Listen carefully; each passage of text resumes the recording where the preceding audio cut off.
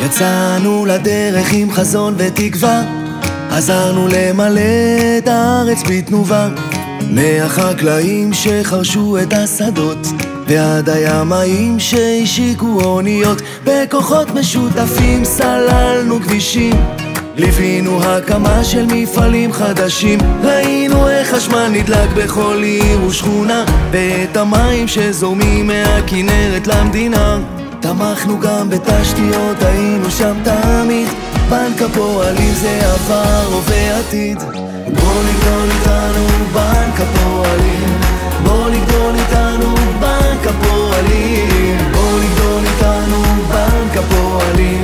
מאז 1921 ועד היום, בנק הפועלים גאה להיות חלק מהסיפור של בניית המדינה, הסיפור של כולנו.